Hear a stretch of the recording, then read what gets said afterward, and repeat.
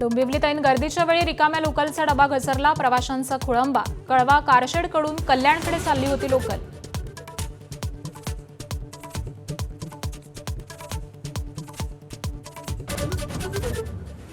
Nesco कॉन्सर्टमधील drugs प्रकरणानंतर अंमली पदार्थ विरोधी मोहिमेला वेग। टिटवाळामधून तब्बल 5,000 एक्स्टसीच्या गोळ्या जप्त। ड्रग्जची किंमत 6 कोटींच्या घरात।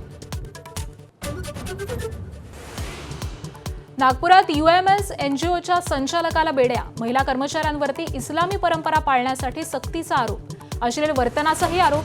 धर्मपरिवर्तनाचा प्रयत्न होता का याचा शोध।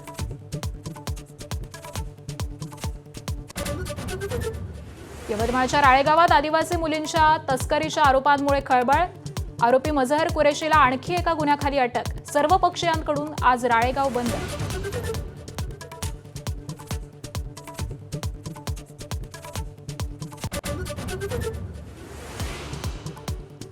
बारामती आणि राहुरी विधानसभा पोटनिवडणुकीसाठी मुख्यमंत्री फडणवीस प्रचाराच्या मैदानात। आज राहुरीमध्ये तर उद्या बारामतीत प्रचार सभा। साताऱ्यातील झेडपी वादानंतर उपमुख्यमंत्री एकनाथ शिंदेंची आज साताऱ्यामध्ये पहिली जाहीर सभा। सभेसाठी केलेल्या बॅनरबाजीत आमदार महेश शिंदेंचा फोटो नसल्यानं राजकीय चर्चांना उधाण। कमी पावसाच्या वेधशाळेच्या अंदाजानंतर मुख्यमंत्र्यांनी बोलावली अधिकाऱ्यांची बैठक। पाणी साठा, पाणी पुरवठ्यासह शेतीविषयक आढावा घेणार। मुनगंटीवार आणि जोरगेवारांच्या वादात प्रदेशाध्यक्ष रवींद्र चव्हाणांनी हात टेकले। रवींद्र चव्हाण आता चंद्रपुरातले निर्णय दिल्लीला पाठवणार अशी सूत्रांची माहिती। चंद्रपुरात निरीक्षक यायला तयार नाही असंही चव्हाणांनी सुनावलं।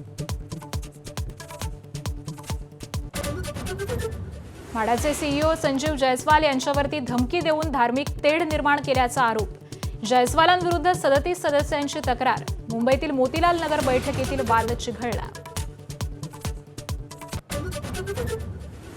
अमेरिका आणि इराण यांच्यामध्ये इस्लामाबादमध्ये उद्या दुसऱ्या फेरीची चर्चा होणार।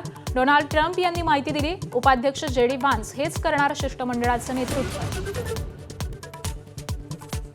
Guidelines brought to you by चितळेंची बाकरवडी। एकदम खास, कारण चवीला भारी आणि पाम ऑइल अजिबात नाही। एबीपी माझा, उघडा डोळे बघा नीट।